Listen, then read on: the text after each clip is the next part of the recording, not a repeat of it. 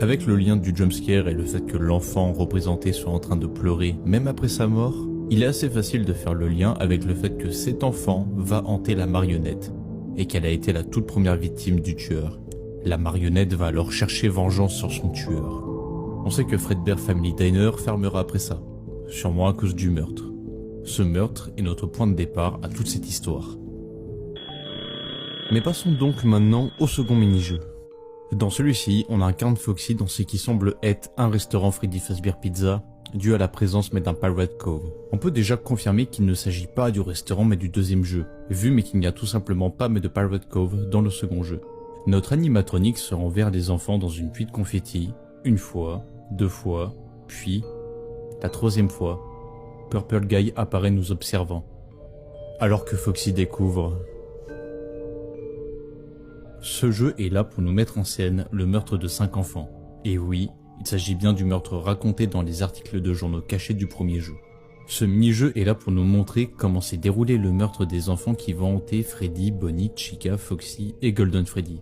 Mais il reste à savoir quand se passent ces meurtres. Il est assez évident mais qu'il s'agit du tout premier Freddy Fazbear Pizza.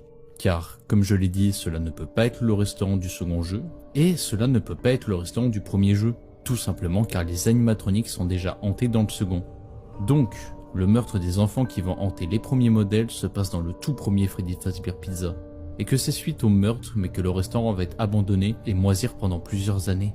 Mais il nous manque encore un détail, parce que les articles de journaux cachés du premier jeu nous avaient mené à la piste que les corps avaient été cachés dans les costumes.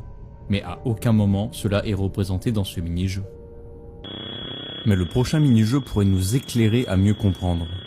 Dans le troisième mini-jeu, ici, l'on incarne de la marionnette, et on la voit donner des cadeaux, puis des masques de Freddy, Bonnie, Chica et Foxy.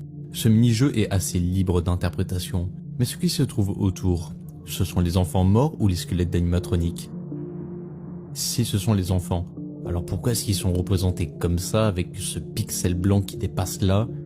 Et bon, pour rappel, les anciens modèles où sont supposés être les enfants sont dans un état qui nous permettrait de voir à l'intérieur. Et il n'y a clairement aucune trace de sang ni de mucus. Mais après vérification, si on regarde bien la représentation, on remarque qu'il y a quand même beaucoup de similitudes avec les enfants morts dans le précédent mini-jeu. Il y a même les yeux qui sont représentés de la même manière. Et bon, pour ce qui est des animatroniques, mais ça serait pas bizarre pour l'entreprise de ne pas retirer les corps des enfants avant de le déplacer dans un nouveau restaurant? Si. Alors je vous repose la question, il s'agit des enfants ou des endosquelettes? Le plus probable est qu'il s'agisse bien des enfants morts. Et je sais c'est surprenant, surtout vu à quel point la